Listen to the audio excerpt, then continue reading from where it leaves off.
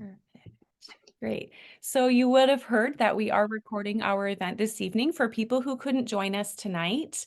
I'll just start by introducing myself. I'm Shannon Mayhew, and I am on the board of directors for the Gender Equality Coalition. And we also have one of our co-chairs of the board, Mojde Cox, here as well, I can see.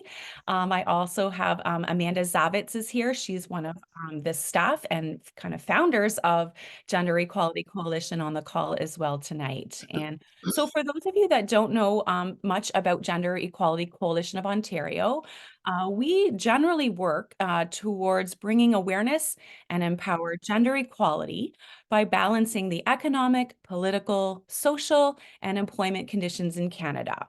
And we work really hard to educate communities, our students, our friends and colleagues. We were established in 2019, basically where we could establish communities where all individuals have equal access to every opportunity, unbiased by gender. So our goals of our speaker series that we host each month really is to recognize the importance of community. We know that that is essential in being collaborative and making efforts towards gender equality for all. So it is with great gratitude that I do welcome Joseph Pisano, who is the Director of Fanshawe Equity, Diversity, and Inclusion at Fanshawe College. And he has collaborated with GECO, so Gender Equality, to establish this amazing panel of people and experts tonight from LEAF and from Fanshawe to really discuss some of the limits in gender and sexual identity movements, kind of the old and the new and the then and the now, as it was in the title, in the field of law. So thank you so much, all of you, for being here. And I look forward to hearing your discussion tonight. Go ahead, Joseph. Thank you. Thanks so much, Shannon. Good evening, everyone. Thank you so much for being here this evening. And as Shannon said, my name is Joseph Pisano. My pronouns are they and he, and have the privilege of serving as director of EDI at Fanshawe College and also sessional faculty at Laurier and United College in the University of Waterloo. I have the honor tonight of moderating this fantastic panel. And before we introduce those folks, I just want to pass it over to Maddie Green to deliver our opening address tonight. Sego so Guego, Madison Youngets, Kenyokehaga, Niwak Notsiotin, Wakniado, Soiganito Ageno. So hi, I'm Maddie. I'm Mohawk Turtle Clan from Six Nations of the Grand River. So Akwega Anska Aterawa Unoni, ne Onkonikora, Tanu Diet Nuerado, ne Onkosoa, Etokri Niondo ne Onkonikora. Onas waron si yoste conjogua sanquawi ne sanquai diso ne hondon gariwa tegua. So all of you in the group pay attention. Our creator gave to us this Thanksgiving opening. Akwega onska aterwa winoni ne onkonikora tanun diet nuerado. Onkwasua ato krit niondo ne onkonikora. We will make our minds as one and give thanks to the people. Now our minds are as one. Akwega onska aterwa winoni ne onkonikora tanun diet nuerado ne yedini staha oanja. Ato krit niondo ne onkonikora. We will make our minds as one and give thanks to the Mother Earth. Now our minds are as one. Akwega onska aterwa unoni ne onkonikora tanun diet nuerado ne kanikarunyu. Ato krit niondo ne onkonikora. We will make our minds as one and give thanks to the water. Now our minds are as one. Akwega onska aterwa unoni ne onkonikora tanun diet nuerado ne kanjungsua. Ato krit niondo ne onkonikora. We will make our minds as one and give thanks to the fish life. Now our minds are as one. Akwega onska aterwa unoni ne onkonikora tanun diet nuerado ne honta soa. Ato krit niondo ne onkonikora. We will make our minds as one and give thanks to the plant life. Now our minds are as one. Akwega onska aterwa unoni ne onkonikora tanun diet nuerado ne ojit nu soa. Ato krit niondo ne onkonikora. We will make our minds as one and give thanks to the insect life. Now our minds are as one. Akwega onska aterwa unoni ne onkonikora tanun diet nuerado ne kahisua. Ato krit niondo ne onkonikora. We will make our minds as one and give thanks to the fruits. Now our minds are as one. Akwega onska aterwa winoni ne onkonikora tanun diet nuerado ne anonkwa soa. Ato krit niondo ne onkonikora. We will make our minds as one and give thanks to the medicines. Now our minds are as one. Akwega anska atadwa wanoni ne onkoni kora tenun dia nuurado ne contirio atokari niondane onkoni kora. We will make our minds as one and give thanks to the free animals. Now our minds are as one. Akwega anska atadwa wanoni ne onkoni kora tenun dia nuurado ne kaeri nikorage atokari niondane onkoni kora. We will make our minds as one and give thanks to the four winds. Now our minds are as one. Akwega anska atalwa unoni ne onkonikora tanun te yet nuorado ne yeri satogo ratiura. Atokri niondone onkonikora. We will make our minds as one and give thanks to the grandfather, the thunderers. Now our minds are as one. Akwega anska atalwa unoni ne onkonikora tanun te chedwa nuorado e chedwa chi atio ne kakrakwa. Atokri niondone onkonikora. We will make our minds as one and give thanks to the elder brother, the sun. Now our minds are as one. Akwega onska atarawa wanoni ne onkoni kora tanundi et nuorado ne yeri sota azonte ne kakrakwa. Atokiri niondo ne onkoni kora. We will make our minds as one and give thanks to the grandmother of the moon. Now our minds are as one. Akwega onska atarawa wanoni ne onkoni kora tanundi et nuorado ne yeri sotogo vanuyu. Atokiri niondo ne onkoni kora. We will make our minds as one and give thanks to the stars. Now our minds are as one. Akwega anska atarwa ononi ne onkoni gona tanun te chirwa nu urado ne sankwai diso. Atokari ni ondone onkoni kora. We'll make our minds as one and give thanks to the Creator. Now our minds are as one. Eto ninyondo hage nunko nikora eto nundagaderi wakuni eto nikurwanage.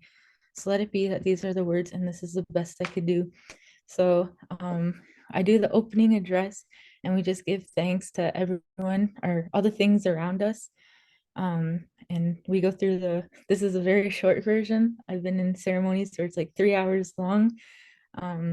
But the part where we make our minds all as one, we all have a responsibility when we're sitting in circle, even on Zoom, to uplift and uphold one another.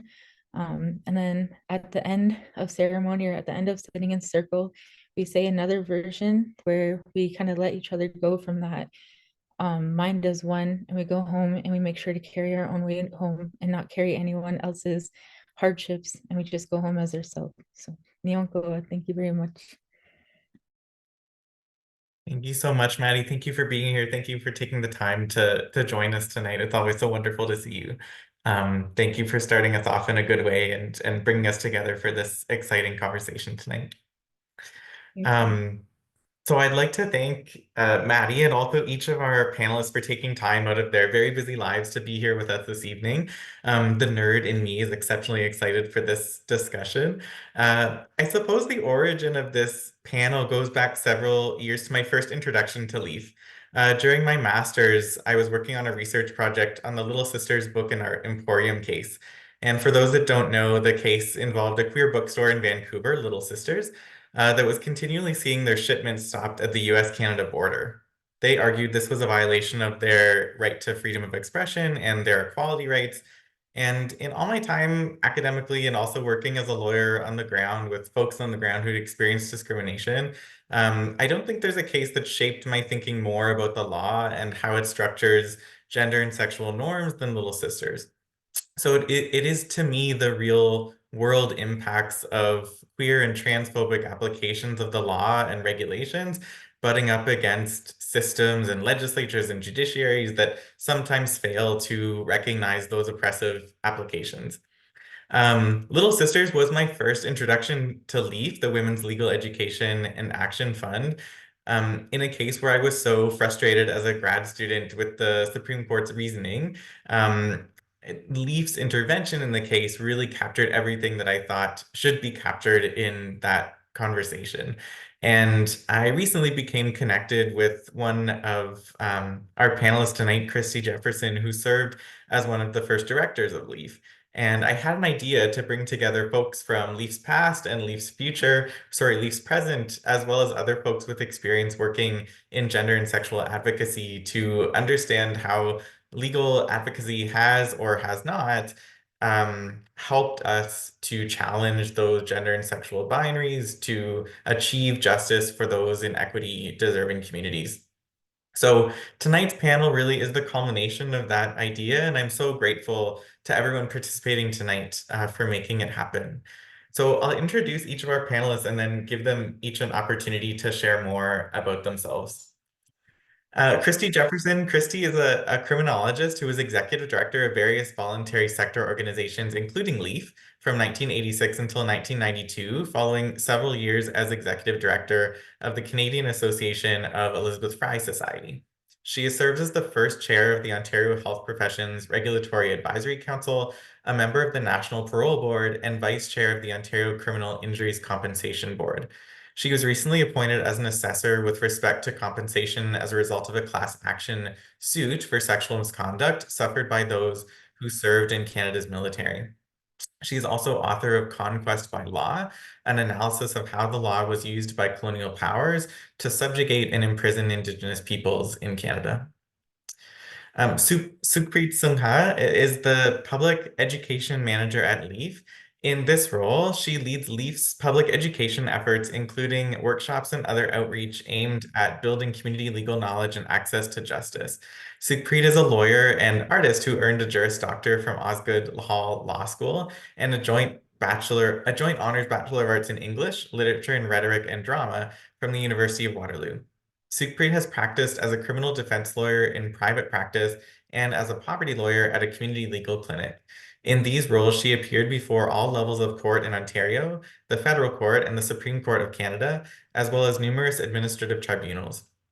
She joins LEAF on a secondment from Law in Action Within Schools, an innovative legal education and access program housed at the University of Toronto Faculty of Law and Osgoode Hall Law School. Sukhpreet has focused her career on access to justice, legal education, and providing representation to marginalized communities. She's equally passionate about art and remains active as a theater practitioner. Candace Dubey is the Indigenous Employment and Training Advisor at Fanshaw's 5030 Challenge Hub. She who sees ahead is how Candace is known by the spirits in Ojibwe, and Candace is what she is called in English. She is Martin Clan from Sault Ste. Marie, currently residing in London and working at Fanshawe College. Candace holds a Bachelor of Arts in Social Justice and Peace Studies from King's University College and a Bachelor of Education from Western University. She's currently enrolled in the 3-year Master of Clinical Therapeutic Herbalism program at Wild Rose College and has completed her certification as an Indigenous death doula with Blackbird Medicine. Her previous work includes many years doing restorative justice circle facilitation and community programming. Candace is mother to her son Tayson, a sister and auntie to many nieces and nephews. She enjoys a lot of laughter and the privilege of being parents to two fur babies, Winston and Daisy. Daisy, who is a very adorable new addition. And in her spare time, she can be found outdoors, curiously and carefully building relationships with our more than human relatives. And finally, Megan Ross has worked in sexual violence prevention and response within Southern Ontario University since 2015, supporting survivors and others impacted by sexual violence and providing guidance to those on campus receiving disclosures regarding university policy and applicable legislation. She's also a member of the National Board of LEAF Women's Legal Education Action Fund, joining in 2022. So thank you all so much for joining me tonight. I'm going to go around and see if folks want to add anything to those already very impressive and lengthy bios. And just tell us what brings you to this panel tonight and what might be any additional professional experiences with law and gender and law and sexuality that you want to share with the audience. So I'll start with Christy. Unmute. There we are. I seem to have earlier technical difficulties have been resolved. Well, I don't know a whole lot to add at this point other than I'm a lesbian. I've been involved in equality work for heaven's sakes, almost 50 years. And I've done so as a non-lawyer, a criminologist. When I went to school, for my master's, women had -1 in the rating for whether you could get in. So I've experienced personally what it was like before the charter. There's many issues we're going to talk about tonight post-charter, but I'm looking forward to bringing a perspective. I think that my view of the law is that it is merely an incorporation of social values and they change, and that the law can be used to create great change, and it can also be used to oppress. And I'm looking forward to the discussion tonight about how it's panning out in Canada and where we go from here. Thanks, Chrissy. I'll go around in the circle of how I see you on my little Brady Bunch Zoom screen. So I'll go to Megan next. Hi, folks. I'm so excited to be here. In some ways, it feels like worlds are colliding, and this is so great. So I used to work with Joseph, and I know Candace from living in Hamilton together, and I know Supreet from the work at Leaf. Christy, I have yet to meet you, but I feel like I'm carrying on some of the work that you were doing before. So to me, that's always like a good sign. It's like when your worlds collide and like when good people get together, you're like, this is kind of amazing. So I think that's one thing I'm bringing into this is just an appreciation for us all being in this conversation together. Admittedly, like I feel a little bit out of my depth. I shouldn't say that because I am on the national board of Leaf, but we joke at Leaf that I'm what we call like lawyer adjacent. So sometimes when folks like share their titles, the things they have authored, sort of where they come to this work, I feel a little bit out of my depth. And then I have to remind myself that like my social work background taught me that we work together within and against, and that those things are really valuable. And one of the things I so appreciate about the work that Supreet is doing is this marriage is a weird word to use right now. This relationship, there we go. Speaking of the law, marriage is weird. As a queer woman, I'll just say that. This relationship that that exists between the law, how we advocate within that system, and then how we educate folks and empower folks through being able to use that system or not, and then how we work outside of that system. So as someone who has worked in higher ed for a long time now, I kind of have seen, and then before that I worked in social services, I see how the law sort of filters down and what it means for folks in communities. And then as someone who spent a long time as an activist in Hamilton, I have like been like face to face with the law in some very tangible ways. Of course, with lots of privilege when I come to that, but also sort of seeing how that happens, you know, when you stand in front of police forces, you get a good sense of what the law is doing and what it doesn't like you to be doing.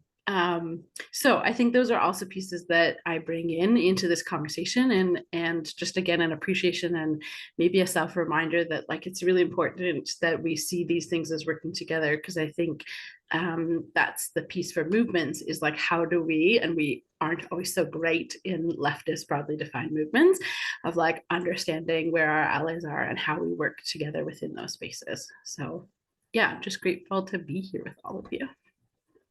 Fantastic. Well, we are grateful to have you. Candace, you are next.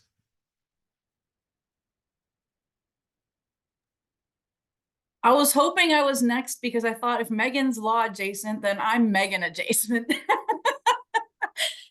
Yeah, let me do my quick introduction here. I have to read it because I'm still new at language learning. But I'm learning. Ni ga one dunk indigo Anishinaabe Hmong, Idash Candace Indigenaka Jaganashaming, Wabajashi and Dodem, Boarding and Donjaba, Dashkanzibing and Dao. That's, I guess, really all I have to say because you all heard about my job. So I just want to practice the language whenever I can. When I was named, I was told that I need to say it to as many relatives as many times, to like all the trees and all the bugs and all the worms and everybody. So here you all go. The elder who named me would be so proud.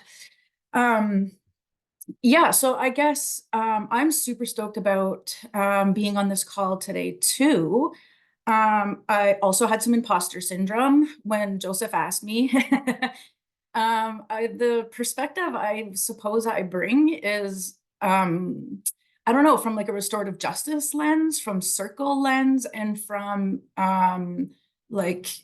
probably just Indigenous ways of bringing harm to places without using law, or sometimes with using law. And then how do we navigate those systems once they're in court? Yeah, so I'm really looking forward to, I feel like I'm on this panel of like people who have these awesome experiences. Like I just want to sit back and listen and like soak it all in. But yeah, so I think that's probably the unique perspective that I get to bring this evening is like what are ways that I've seen like gender and sexuality come into places that don't really involve law or where they're like a law adjacent and maybe sometimes Megan adjacent too. Thanks so much. Much, Candace. Sukhpreet. Like everybody else, I'm very grateful to be here and excited, and also don't feel like I, have necessarily the same expertise as other people on the panel, but I'm happy to offer the wisdoms that I may have.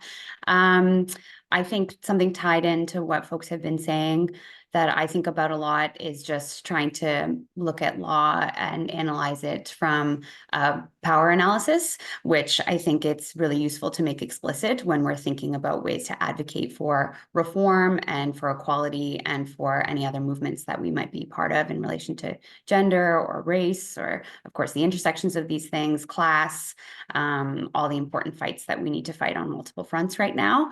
And I think a big part of my work is trying to demystify law and break down concepts that can be very complicated and I think often purposefully obtuse into plain language so that folks like youth and people who haven't encountered legal systems before or who have in a very negative way and might have barriers to thinking about them differently and traumatic experiences that we need to center when we're trying to work together to learn more about law and how we can harness the power that it has for the betterment of our communities rather than suffer its often blunt hammer. Excellent. All right, well, let's start with a really broad question. So when we think about the law as a tool to bring forth gender and sexual equality, however we term that label equality, or however we define that, has the law on balance been effective, ineffective, or somewhere in between? And I'm going to go to Christy to start us off. You're on mute, Christy. I want to start by saying all women seem to feel that we are imposters. So the imposter syndrome is a common experience of women, just to caveat that. I think that I remember what it was like, and I was starting to talk about that when men could rape their wives. It's totally legal. That we had backstreet abortions. That women in the military, spouses in the military, weren't allowed to meet in groups larger than 3 in case they talked about domestic violence. The women who were on social assistance, if they met somebody, it was immediately thought that there was a spouse in the house and they were charged with welfare fraud. I remember when only the sex trade worker was charged, nobody else. Treated like garbage. There was an opportunity. There's a large group of women who, mostly privileged women, white women, mostly lawyers, lobbied for the equality provisions of the charter and the new constitution and were successful. Where our sisters in the States lobbied for the Equal Rights Amendment and were not. And we can see that fallout now. There's no safety, there's no legal safety net in the States that there is here. So I see our charter as being that. LEAF initially, or the people who pushed for the amendments between 1982 and 1985, when the equality provisions were enacted, there was a delay, produced a document, which I actually don't think I've ever seen, but of all the inequities that could be addressed prior to enactment, some were changed. For example, raping your wife, and most weren't. LEAF initially was created to make sure that women had a front row seat and a driver's seat, ideally, in terms of how the new provisions would be interpreted, and both intervened. Like, for example, Andrews was the first case that the Supreme Court heard involving Section 15, and pushed for substantive equality provisions, interpretation of equality as opposed to formal equality. treat everybody the same model. So it's okay for white men to only hire white men. So the provisions also allowed for affirmative action, which was really quite remarkable. As to how, as I sit here at this point in my life, I think that some major inroads were made. I think I see it in strangest places, like the content of programs for men who batter women in the prisons, use equality terminology that was developed in those early days. There have been some major successes, but on the whole, the criminal justice system is still completely useless in addressing violence against anybody, particularly sexual violence. We've made almost no inroads other than the Rape Shield law and being able to protect victims or survivors from unbelievable intrusive phishing during the hearings. But it's still such an ordeal that most people don't call the police. They don't proceed with charges because of what's going to happen, and chances are the perpetrator is not going to be found guilty. So I think class actions, we'll be talking about some of this later, but I think there's other means to create the kinds of change. But having said that, I think we're in very dark times in terms of the rise of the right and totalitarianism. We're seeing it in the States. And I do believe that LEAF will be even more important in the coming years, along the lines of how important it was in the early 1980s to protect what we have from being eroded, because it is paper thin, as we can see. We're a deeply racist country, we're a deeply sexist country, and we're just more polite in the way that we carry this forward. So I'm thrilled that LEAF is still going, and I really hope that the charter can protect us from the worst of what's ahead. Certainly if Trump gets in, it's going to be a very different ball game. It's already a different ball game for women down there. So that's sort of some thoughts I have.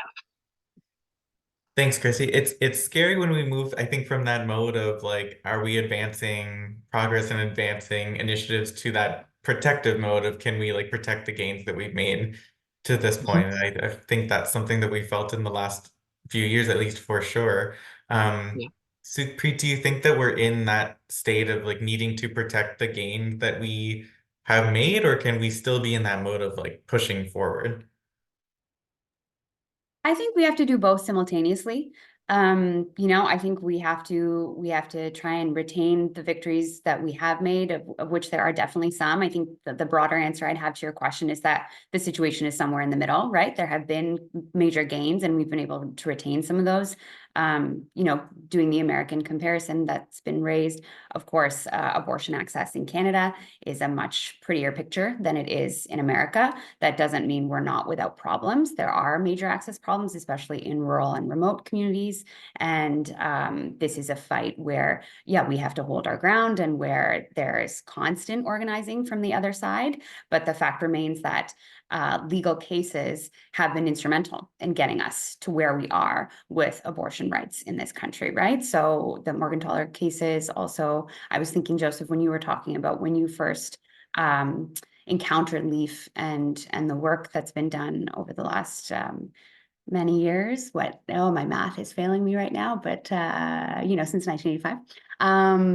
I encountered the organization in undergrad for the first time in a gender and justice course in maybe my third or fourth year through Tremblay v. Daigle, which was a case that some folks might be familiar about, where an abusive partner tried to seek an injunction against his pregnant partner to prevent her from from terminating her pregnancy.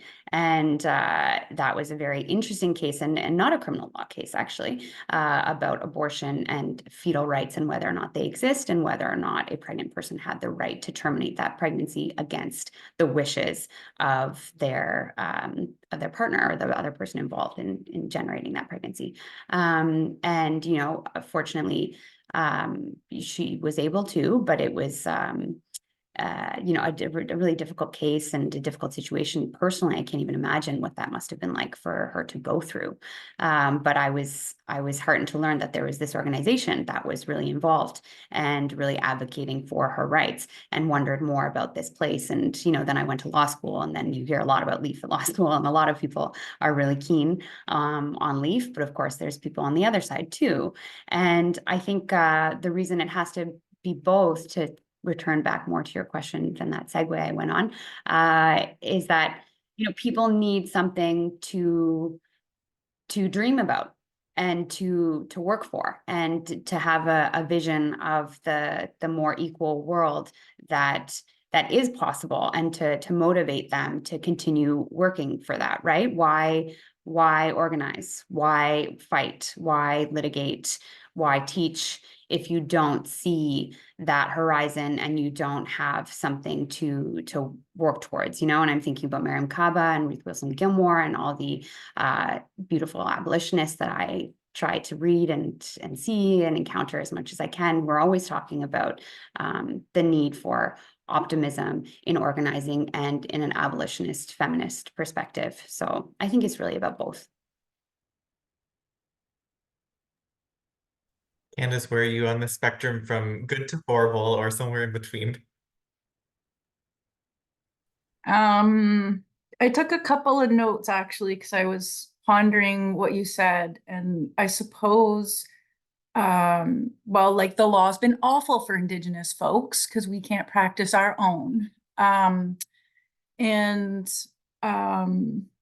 you know, like, being like a matrilineal society, having clan systems and our own like, you know, our own governance, that's something that's not accessible to us. That's something, like, I've always thought, how amazing would it be if I could, like, well, I know what it's like actually when I've worked with clan relatives. Like, it's so powerful and amazing. And I'd love to work with more clan relatives. What I do know that happens, like, I don't even know if I'm supposed to say this, but like, we'll banish people from the community for sexual violence, you know? And so, like, sexual violence doesn't happen or wouldn't have happened, because you're not going to want to be banished from your community. And I know, like, this practice does still happen. There's a community, this, I think, May will be their 50 year of land back. And they're all run by, like, clan moms or clan mothers. I guess I'm just being a little bit, I don't know, clan moms. But they recently banished somebody from their community for sexual violence. And then we were asked, well, me and two other people were asked to go in and, like, facilitate a circle. I mean, my preference would be to facilitate a circle with this individual who caused harm. But that's not, like, what that community is wanting. And I feel like that's also still a really colonial thing, you know, to push people out of their communities when, like, healing needs to happen for everyone. So yeah, the law has not been amazing for Indigenous folks.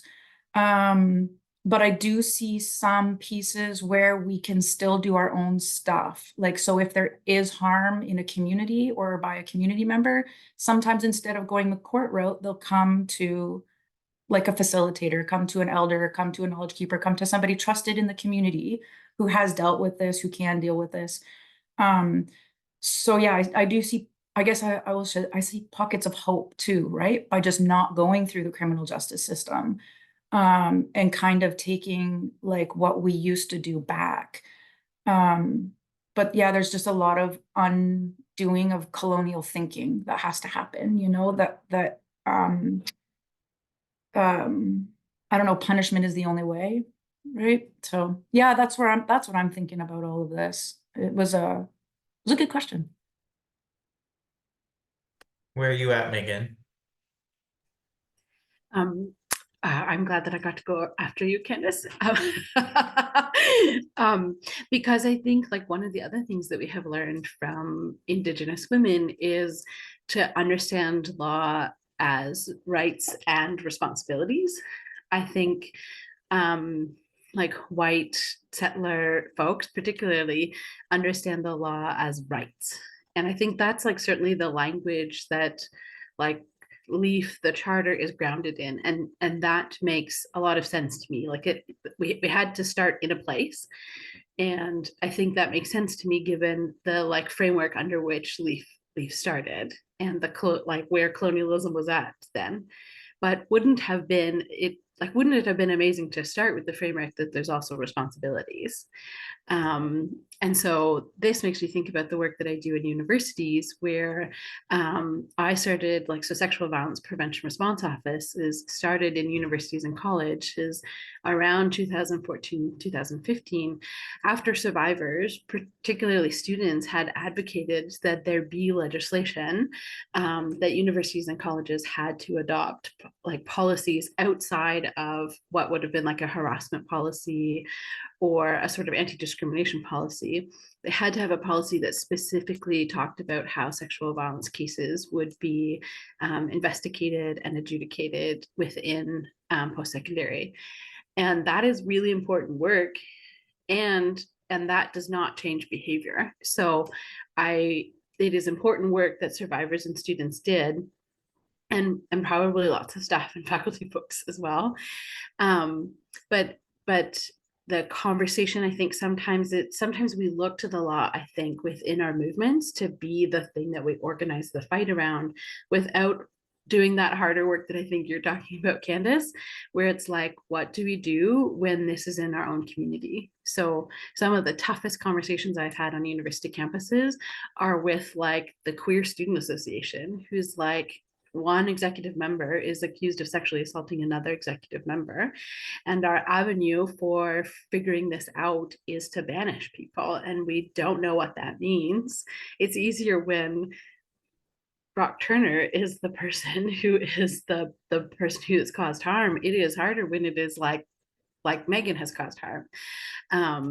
And so I think, like, Candace, you're making me think that like law can only be as good as we use it, and then what are the like principles or responsibilities or the frameworks through which we understand how we use it.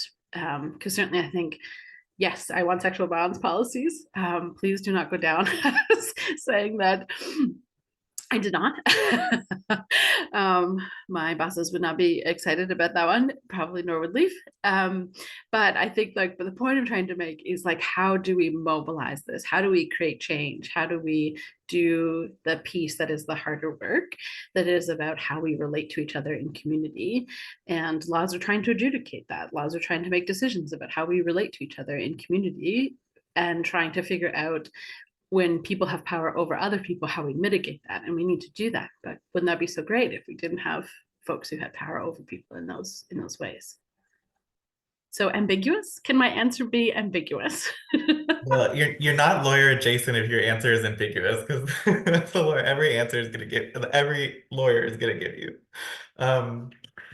You've all led me, I think, to a question we had for later on, but I'm going to come to it now because you all mentioned it. All of you in some way have worked in sexual violence prevention and response in some form or another. And a lot has changed, as some of the things you mentioned, Christy, since the time that you served as director of LEAF. But some would also say the more things change, the more they stay the same. What successes in sexual violence prevention have we seen, and in what ways is our current legal landscape failing to achieve that desired change? And I kind of think of sexual violence as a little bit of a microcosm for understanding whether law and policy can only take us so far, or whether we need to push the law to go further. Or it's kind of like a chicken and the egg thing. Does the law need to change, or do we need to push the law and then it will change for us? So maybe I'll go back to you, Megan, to start us off on that one. Thank you. I'm like, please don't leave me to the end on that one. So I think like that's a perfect, like excellent moderating there. Because I think that's like a perfect segue into the piece where, like, again, for me, the piece that is so energizing for me about being on a university campus is like, how do we do the change work? So I want to inspire people to think about being in relationship with someone and what that would mean to like understand them as a full being who may choose to be sexual, who may choose to be romantic with them, who wants to share a piece of them and have that respected and have their vulnerabilities like attended to and cared for. And like, I want all of those good things.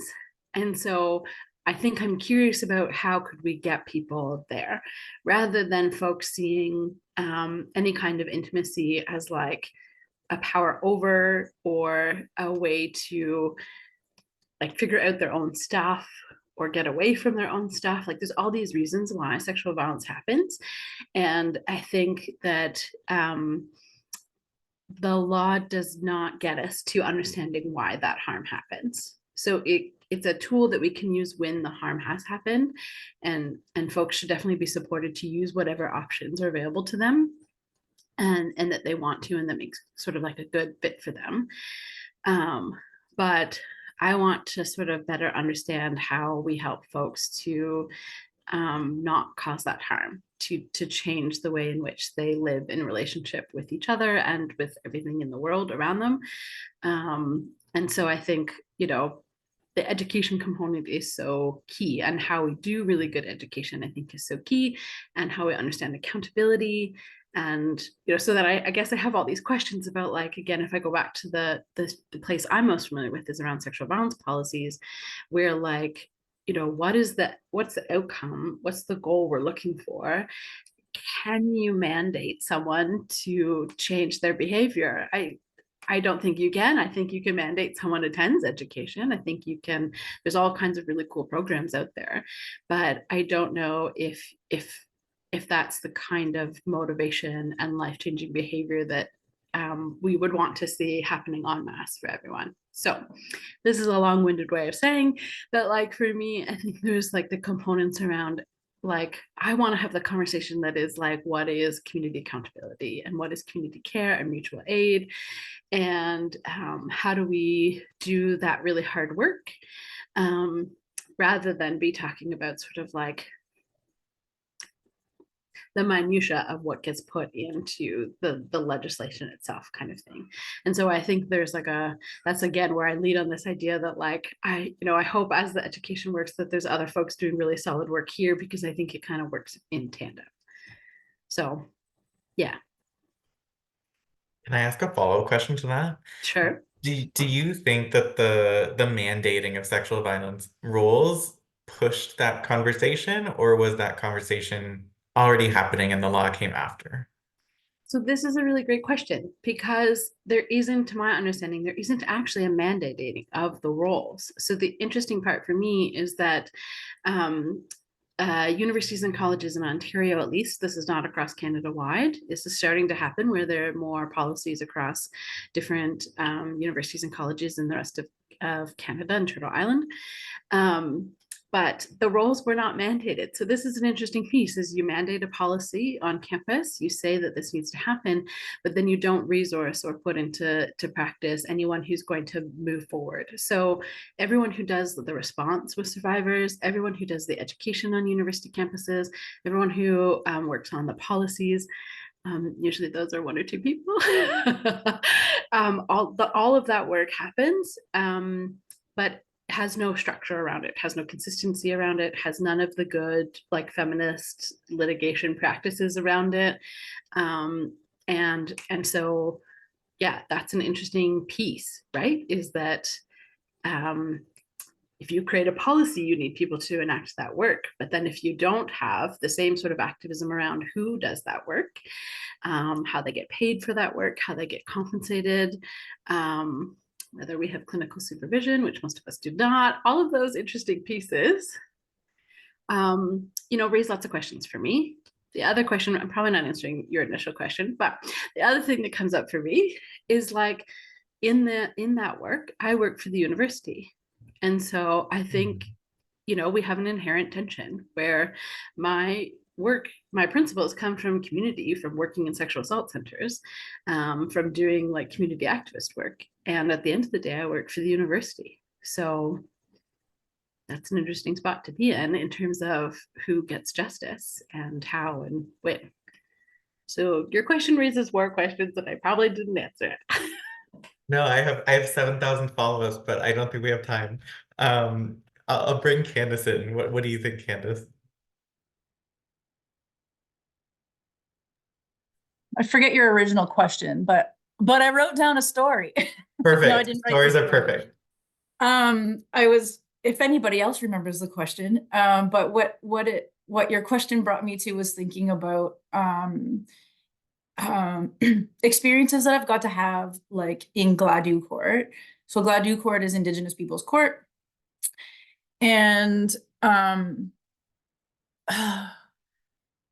it's like such a, I don't know, I want to say a privilege, but it feels like it should be a privilege to go and be asked to facilitate like a sentencing circle or something like that with Indigenous folks.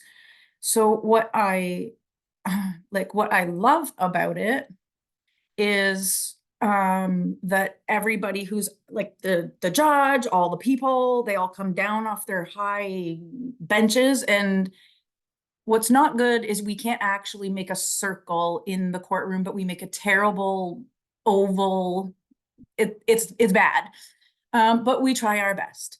And I always thank the Ontario courts for like it's a lot more time consuming. Like the judge wants to put an hour, and I'm like, no, like we need like 3-4 hours, and we're probably going to come back. Like this is not happening in 1 hour. Sorry about your docket. But it's really interesting to have like the judge look to me and say, okay, Candace, take it away, and like put that in my hands, to facilitate this circle and to bring like all this harm and all these feelings into a space. And I've gotten actually super, super good feedback, like from the Crown, from the judges, from the lawyers, mostly because what they don't get to hear is the victims. They don't get to hear like what's happened for them, what's gone on in their lives. What's problematic is that when I do circles outside of court, it's a very long process. I talk to every single person who's going to be in that circle. Sometimes it takes months. I have elders involved. Everybody's chatting with them and making sure we're circle ready. Court doesn't care. Court is September 12th or whatever the date is, right? They don't care that folks are circle ready or not. So sometimes, I guess like my safety mechanism is always telling people that all feelings are welcome, so that if anger shows up there, it's safe. If sadness shows up there, it's safe. And I do a tissue teaching, and I bring a bag, and everybody puts all their snot and tears into a bag, and I have a fire keeper who takes care of all of our tears and our feelings. So like everybody in the circle knows this. Everybody knows that they're going to be taken care of. And so I guess that's like, there's like, in order to go to Gladue Court, you have to say I'm guilty. So that sucks, right? So that really friggin' sucks. They're already coming there saying I've done wrong. Yes, I've harmed, which is cool to say I've harmed. The other thing about it is that there's Gladue Court writers, and they take into account like the person's whole life story, and they talk to their aunties and their uncles and their grandparents and whoever raised them. And this is all beautiful. Like all these things get accounted for. But like, I feel like it's my duty to say there is a disgusting overrepresentation of Indigenous people that are incarcerated. And Gladue Court is not making it better. It's just sharing our stories, which is sometimes just causing more harm and trauma without putting into place supports. And so, there's like, there's awesomeness and there's terribleness around it. So again, I don't remember your question, but I thought I'm going to talk about Gladue Court. No, I think you absorbed the question through osmosis because you did answer it. So the original question was about what changes have we seen in addressing sexual violence work, whether it's achieving our desired outcomes, whether the law can actually get us there? And I think the answer is no, the law can't get us there so far. What do you think, Sukhpreet? Do you agree with that? Wouldn't it be shocking if I said I disagreed? I agree, as is probably predictable. Yeah, unfortunately, the law and policy change and advocacy can only get us to a certain point. It's very important. It's a piece of the puzzle, but it's not going to get us everywhere, like folks have been saying, and I deeply agree. You know, what we need is culture change and you know, the end of toxic masculinity and the use of intimate relationships to have power over others and harm them, and the harms that the criminal law really just brings down on people who have harmed others rather than helping people stop doing that to other people and learn where that's coming from, and you know, seek a more transformative or restorative approach that would actually limit recidivism, unlike what imprisonment tends to do.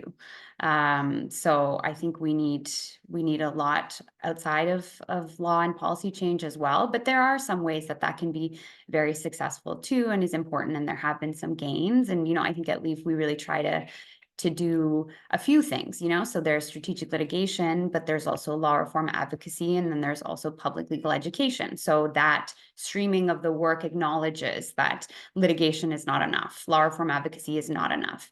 And a big part of the limits of law is that, like people have been alluding to, is it's reactive, right? So law tends to get involved once harm has already been caused, once there's already a problem. And I'm sorry if you're hearing my cat in the background. She's very hungry, apparently. Her dinner is the same every day, and yet here we are every day a few hours before. Yeah, there are a lot of, I think, attempts, and historically maybe more than now, to sort of legislate morality and to think that laws, by making clear what the punishment could be if you violate them, will enact a certain form of prevention. But I think we've seen that that's pretty rare. And really what happens is, you know, some people are prevented by that, and some people believe in the morality of the law, but there have been so many, and there still are so many immoral laws and policies. So it doesn't really work that way. I don't think it carries the moral weight that maybe it did at one point, but arguably never should have. And so that is part of the piece, I think, of why it fails in prevention, and why we have to do things like education and advocacy and organizing, and try and create culture change in those ways. But you know, there have been some gains. I don't know, I feel like I'm trying to be Pollyanna tonight, which is really not normally my style, but I do think that something important to mention is, you know, the program for independent legal advice that we have in Ontario. That's something that I would love to see, and Leaf would love to see, expand into other provinces and territories and be more widely available. But that is an important program because it acknowledges that, you know, for complainants or potential complainants and violence survivors, it can be really hard to understand what the legal options are for potential remedies. And of course, the Crown is not the lawyer for the complainant. And I think that there's been a good conversation where that's more acknowledged now. And I think more people see that and see the need for complainants to have their own counsel. And then the ILA program provides some free advice for folks to think about, you know, what do I want to do? What are my options? Do I want to talk to the police and see if charges will be filed, and this is a criminal case of sexual violence, assault, or whatever the case may be, or do I want to pursue a civil claim? Christy mentioned class actions. Here's my cat stepping on my keyboard. Ooh, I really hope this doesn't screw things up too much. Okay, there we go. Sorry about that. And there's a conversation more about restorative justice and transformative justice options now, which is has, you know, of course, as Candace has mentioned, are you know, have been around for a very long time and are at the heart of Indigenous ways of knowing and legal orders. But there's more of a conversation about how can we use those those processes in the legal system and integrate them more. And that's something that LEAF is really focusing on. This is my cat again, trying to close my laptop. I'm sorry, I'm applying opposite pressure as much as I can, but she's a bit strong. So I'm going to pass it to somebody because this is just going to keep happening. But those are some of my thoughts. Thanks. Cats are welcome. Our dog had to be fed before this, or we would not have gotten through the panel. So, yeah. Christy, I'm super curious about whether your perspective on this question shifted when you started doing assessor work in response to the military cases, or whether you learned anything new when you were doing that work. Oh, totally. I think that, sort of as a bottom line, I think that where we ground what we do in the reality and the experience of the people who are being affected is when we'll be successful. And whether it's using the law for a charter challenge. I was reading the statements by various sex trade workers, one of whom I've known, Valerie Scott, for about 40 years, talking about, you know, for adults in a non-coercive situation, hands off in terms of the law. They made very, very powerful statements, very moving. The class action suit that I was involved in is only one of many. There was one concerning the huge purge of LGBTQ people in the federal government in the 80s and 90s. Horrible things were done. People were locked up. People were, we're going to throw you out unless you turn anybody and give us any names. Like it was a really horrible time. That information came to light. People got to tell their stories, and it did change somewhat how the military handles things. Similarly, the RCMP, there was a class action suit around sexual violence of members by other members. Similarly, usually women, but not exclusively. And the military did change things. I mean, the stories that were told. So there were 7 plaintiffs, and they ranged in terms of their experience, with some commonalities. And for example, one of the things that's changed is that anybody who was sexually abused, sexually assaulted in the military, who went for benefits, were turned down. Now they're not. You know, that's huge. So I think in terms of strategies where we allow people to control their own lives. So, for example, peacemaker courts, I think, are a way better option than the Gladue courts. The states, Indigenous tribes down there have full legal authority except for 14 federal offenses. They run their own courts. They determine their own justice and how they want to do things. And some of it's very traditional, some of it's not, some of it's very similar to the more general society. I also ran into something called, and it was an Indigenous professor who was working in Millhaven with men, Indigenous men, who were in there for pretty serious violence. Something called intelligence or emotional quotient instead of intelligence quotient, and worked with the wheel. And in terms of healing, the kinds of changes that some of those men made were quite substantial, because it was talking about where did this come from, the sort of residential schools, the need to heal. Whether it's, in my experience in the parole board, 10 years in the parole board, most sexual offenders were violated as children and never had anything. They were just taken into care and became what they hated. So it's that perpetual cycle of violence. And I agree that the legal system isn't just the answer, but we can do things with the law, whether it's a class action or a court challenge to an unfair law that speaks to people's truth and reality. And if we start from there, I think we have the chance to make substantial change.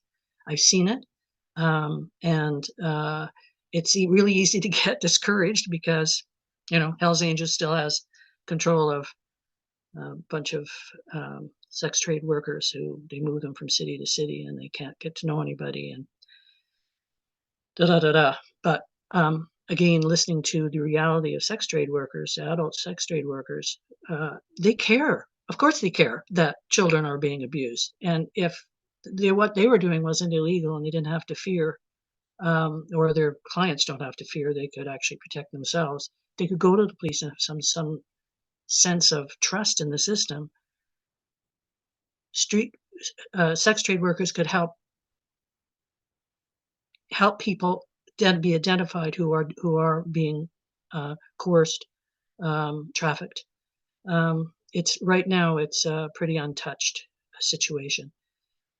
So I in all that I've learned, I think it's to go back to people, individual people speaking the truth.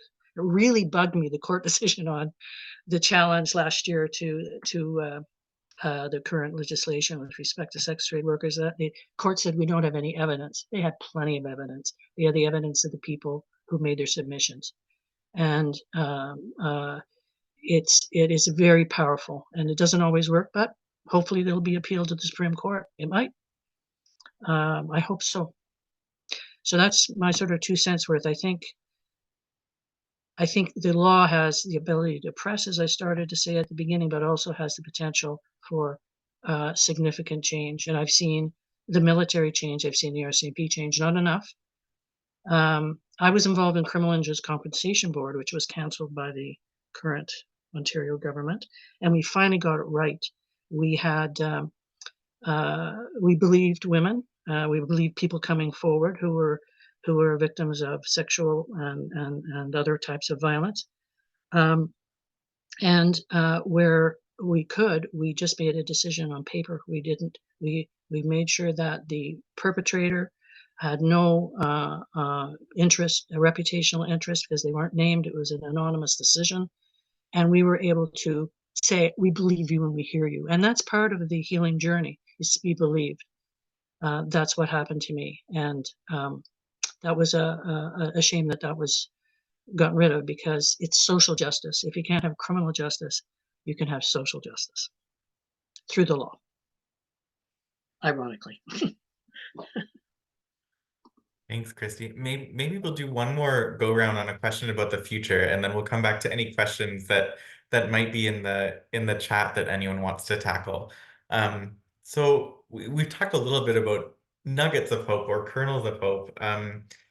What's the future for advocacy around gender equality, around sexual equality? Is there anything you're focusing on in your current roles that excites you about the future, or anything you think we're missing in our social movements that you wish that we were focusing on more? And maybe I'll start with Supreet on this one.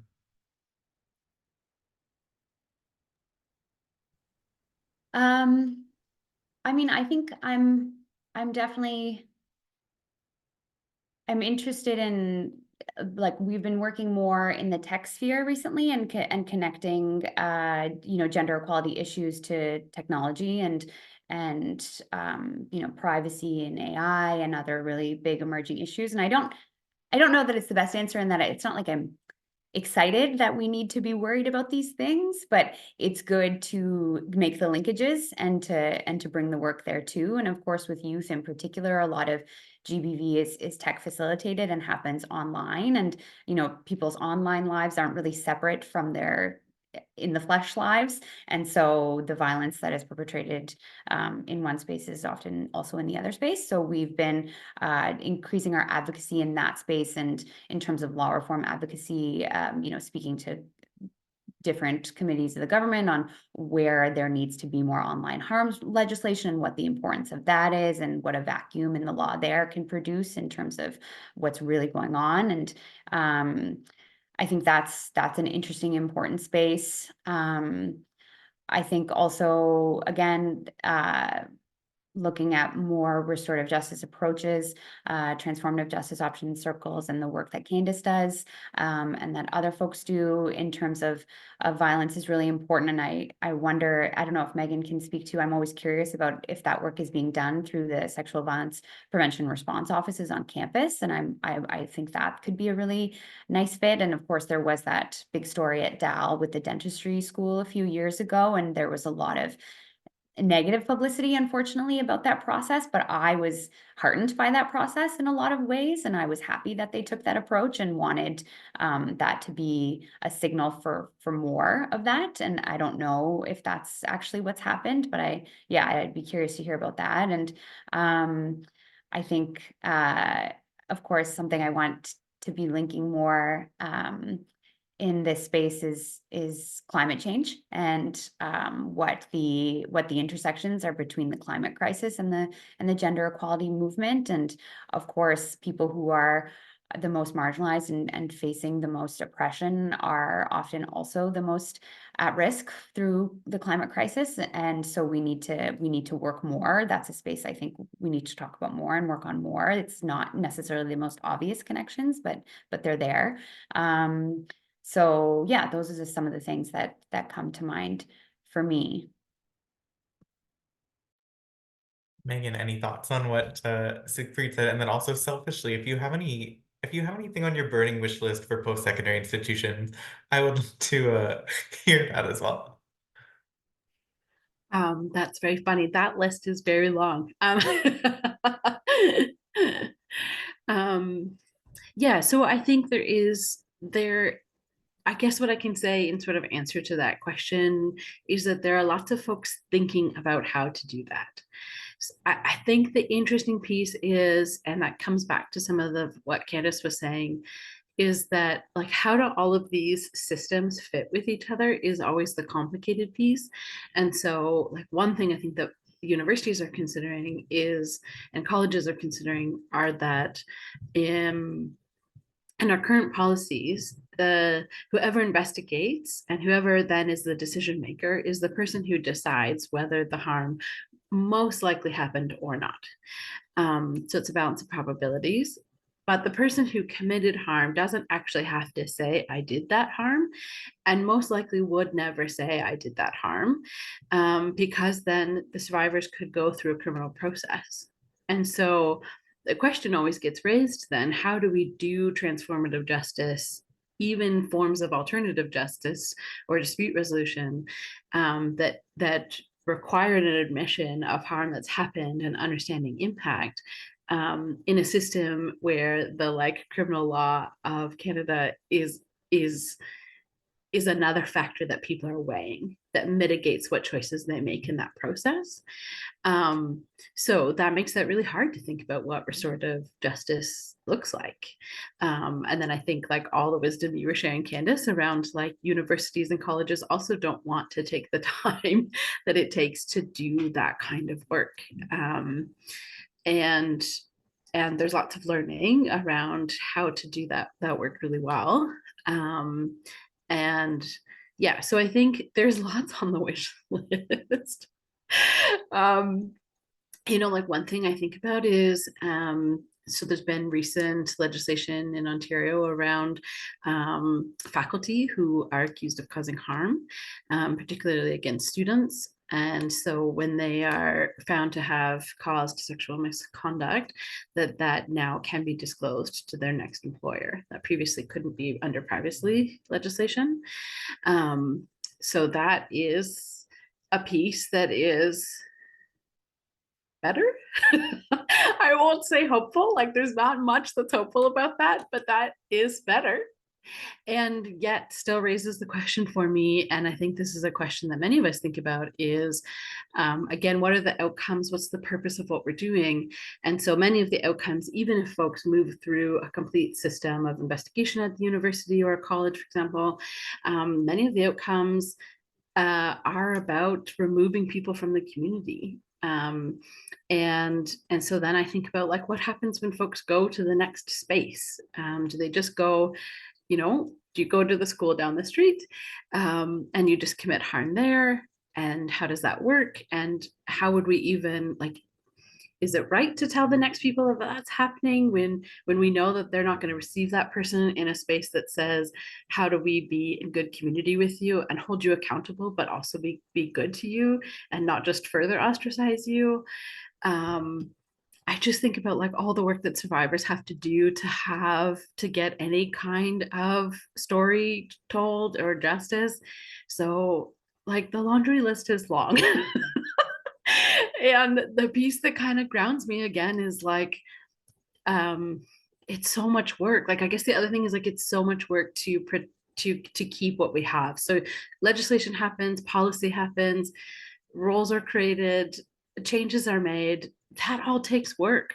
I think I know someone, Christy, actually, who's a social worker who's doing some of the work with folks impacted in the military by that class action lawsuit. And the work involved in doing that restorative justice piece is so big.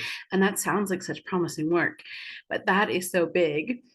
And then I think, oh my goodness, like, what is military even? And like, should military even exist? And like, can we get back to an abolitionist perspective? And then I think, okay, that's like bigger than my brain can hold, you know? So I have to ground myself in the things that bring joy, and the things that bring joy come, I think, from other spaces for me personally. And then I try to think like, you know, if we had all the time in the world, and I've already taken too long to answer, but if we had all the time in the world, like, how do we better work within the people who are like law adjacent and the folks who are doing this really important work? How do we learn from our elders? How do we do this really well? Because I just think it has to, there needs to be more dynamic flow between the sort of movement writ large. Okay, over and out. Maybe we can do a whole nother webinar on the wish list, because that would be fun. Yes, please. Yeah, I often talk about how I feel like we need to just start over in the post-secondary sector, just like burn it all down and start again. Maybe I shouldn't say that as employed, but in the post-secondary sector, but cover our ears. Christy, are there lessons that you wish that we have learned in this current iteration of these gender and sexuality movements? Are there things you wish that we were doing better? Yes, I wish actually the law was actually enforced to you know, to protect people from physical and sexual violence. But I also one thing we haven't mentioned, and I take great hope in, is the Me Too movement. The Me Too movement has actually brought huge abusers down in a way that, again, it's this constant repetition of stories. Yes, it happened to me. Yes, it happened to me. Unfortunately, we need sometimes dozens of people, victims, to bring a big abuser down, but they are. I take that as a very good sign. I think the early feminist movement was very white dominated, heterosexual. I think that has changed a lot. I think LEAF has changed a lot. I think it was starting to towards the end of the time I left, but it has clearly changed a lot. And I think that's really exciting. We need voices of all communities bringing forward their issues and support for and get support for those issues. I also take great hope in young people who are going like, I don't even know what this thing is. Like, what's the big deal about people's sexual orientation or gender? It's like, what is this? They don't even know why we're all upset about it, you know, which I'm really happy about. So I see a lot of, I see women now talking about being feminists again. For a long time there, like, it was really, you didn't use the word. I think the Me Too movement has managed to do that as well, and some of the repression that is happening in some parts of the world, including the United States, has created another wave of feminism. We need it, but it's informed feminism. It's feminism that is much more inclusive and representative, and I think that's huge. I think what's happening in Indigenous communities is really exciting. I think that the recognition of the colonial oppression and the role of residential schools, which was not known in the 70s and 80s. It was happening then, and the legacy of that, and how people have taken control. I think it's wonderful the work you're doing, Candace, for example, to be there and put a whole different way of creating justice. As limited as the court system is, it's really exciting what you're doing. It's really important. So I actually am very heartened by a lot of things that are going on. And I think I'm still learning, and really appreciated the opportunity to put my mind to some of these issues. They're very interesting questions. And I'm sure I'll think of things I want to say later, but I'll stop there. Candace, you get the last word on this one. What excites you about the future? Or maybe nothing. That's okay too. I'm forever the optimist. I mean, I can't speak on behalf of all Indigenous people, but I can speak on behalf of all Indigenous people that I know, and I know a lot because we're all relatives. Like we're healing, we're connecting back to culture. And I guess that's what I wanted to maybe like thank Christy for bringing some of that up, is that more folks we knew residential schools are happening, right? But this is becoming September 30th has been a bit of a blessing in that it's really brought like mass awareness to the population of people who didn't want to look at, harms that have happened, just like in our lives. And yeah, I just think that these things are like really drawing a lot of attention and giving a lot of space for Indigenous people to do Indigenous things, and to heal. I think that's the main thing of it, right? Like coming together in a circle, it's so much healing. Like we're not just coming and talking about the thing. Like there's so much support there for those who have been harmed, the family members and friends of those who have been harmed, the person who's done the harming, their family and friends, like it's a community. I don't know, it's a community problem, or it's a community opportunity, I suppose, and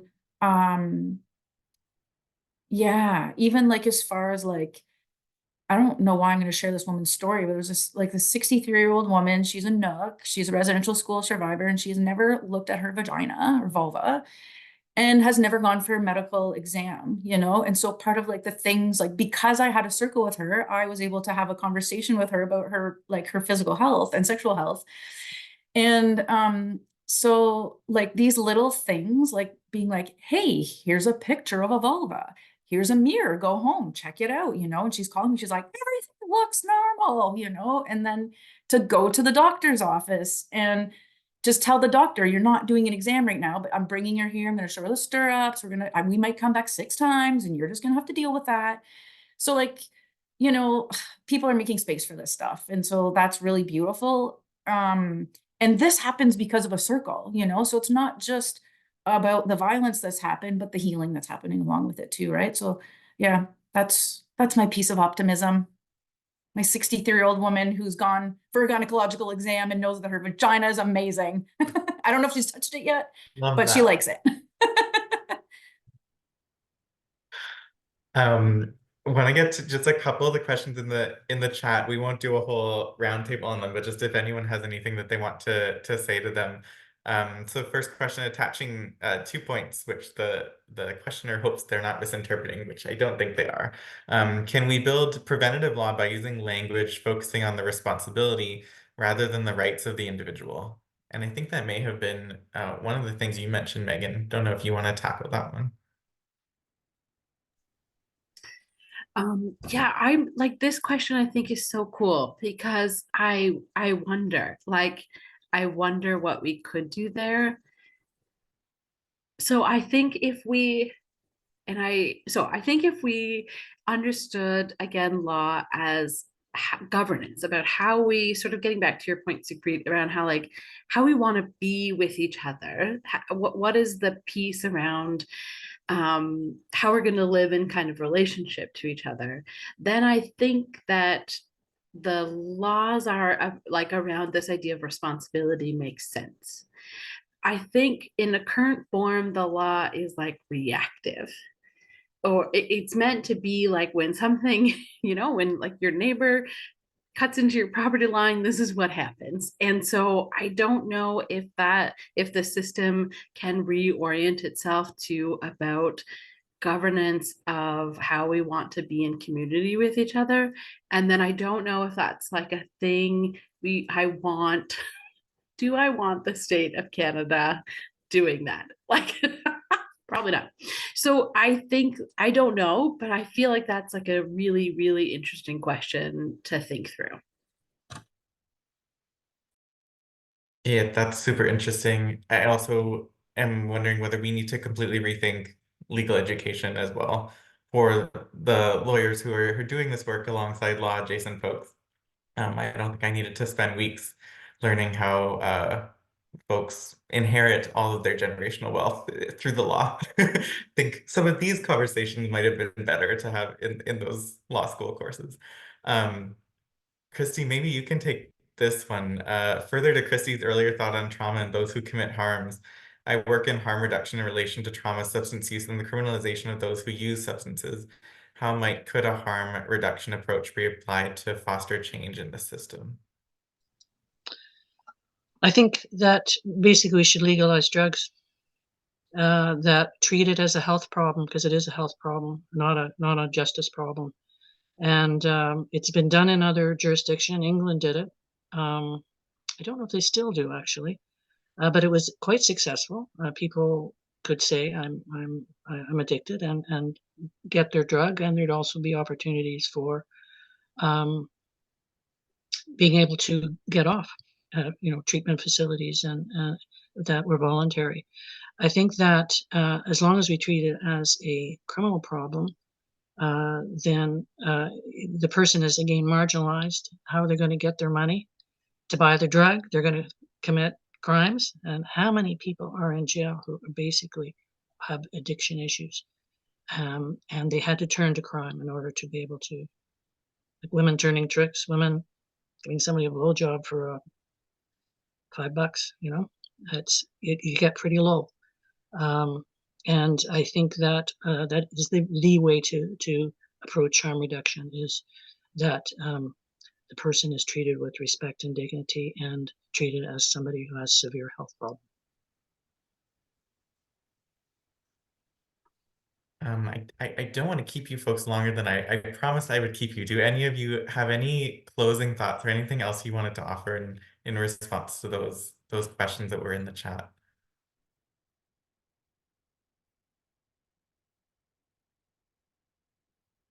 Well, I just wanted to take this opportunity to thank all of you for coming and to hear this panel discussion tonight, which I really, really enjoyed. I want to thank each of you so much for taking time on this evening to come and sit with me and chat about the law in a super nerdy and what I found to be fun way. So, and it was so great to see you again, Megan, and connect with folks that I'm just connecting with over the last few weeks, and always great to spend time with you, Candace. So thank you to all of you, and thank you to the Gender Coalition for having us and hosting us. And we hope to see you again soon on this journey of movements and the law and how they intersect between law and law adjacent folks, which I think is super important. So thank you, everyone. Have a wonderful night. Thanks so much, Joseph. That was wonderful. Yeah, thank you, everyone, for sure. Yeah, on behalf of the Gender Equality Coalition, we really do just want to say thank you so very much for your time. It's so invaluable. The things we're learning about, at least that I was learning about. There were a few other things in the I guess in the chat that we can certainly take offline and maybe send to you, Joseph, and you can share them with the panelists. And I'm sure this will be hopefully an ongoing conversation that we can have. But before everyone, so thank you, all of you. We appreciate your time. Before you do leave, though, I do want to just share with you, if I can share my screen. We have two maybe I can't. I don't think I can. I was gonna say share with you two upcoming events that we have, but instead I can't share it and we're out of time. What I would invite you all to do, we do have speaker panels that happen generally monthly, but two in particular I want to mention. On February 9th, we have a guest speaker from Toronto, Baravan, coming. She's from Okasi, and she's going to be talking about gender violence gender-based violence in communities, and she works with newcomers. That's her position. So we have that happening at Fanshawe College on February 9th. You can look that up on our website. And then we also have a wellness conference happening the end of February, February 25th. It's happening all day. There's lots of information on the Gender Equality Coalition of Ontario.org website. Please go there. And if you do have any questions, hopefully you can reach one of us by way of email. It's been a pleasure so much. Thank you for your time, for your expertise, and sharing all of your ideas. We very much appreciate it. Thank you so much.